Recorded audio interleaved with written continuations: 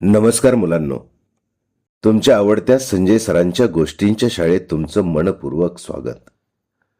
मुलांनो, आज आपण ऐकणार आहोत एक सुंदर, प्रेरणादायी आणि विचार करायला लावणारी गोष्ट. चला तर मग कान देऊन ऐका एक सुंदर गोष्ट. गोष्टीचं नाव आहे 2 पेन्सिली. एका शाळेत आर्यन आणि विशाल नावाचे 2 मित्र शिकत होते. एके दिवशी शिक्षकांनी सुंदर चित्र काढण्याची स्पर्धा जाहीर केली.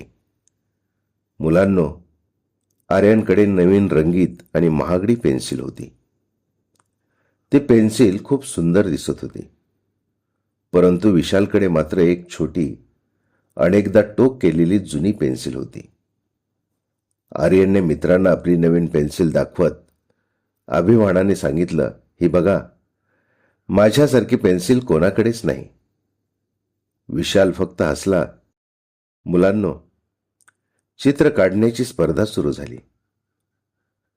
आर्यन आपल्या नवीन रंगीत पेन्सिलीची काळजी करण्यात गुंतला.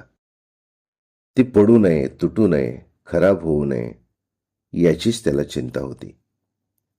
विशाल मात्र आपल्या जुन्या पेन्सिलने मन लावून चित्र काढत राहिला. स्पर्धेची वेळ संपली. थोड्याच वेळात शिक्षकांनी सर्वांची चित्र पाहिली. पहिलं बक्षीस विशालला मिळालं. आर्यनला आश्चर्य वाटलं. तो शिक्षकांना म्हणाला, "सर, माझी पेन्सिल तर खूप चांगली होती."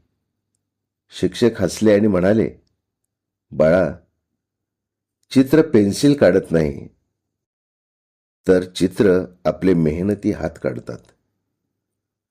मुलांनो, साधन महत्वाचं असतं, पण त्याहून अधिक महत्वाचं असतं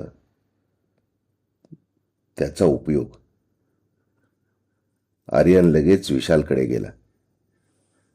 तो म्हणाला, "मित्रा, आज मला समजलं की वस्तू मोठी नसते, तर आपला विचार मोठा असतो." दोघांनी एकमेकांना मिठी मारली आणि पुन्हा आनंदाने अभ्यास करू लागले.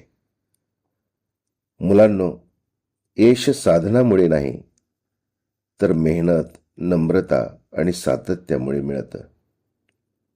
वस्तू किती मोठी आहे हे न पाहता मोठी मनं जपा. गोष्टी संपतात, पण त्यातून मिळालेला विचार आयुष्यभर सोबत राहतो. पुन्हा भेटू संजय सरांच्या गोष्टींच्या शाळेत.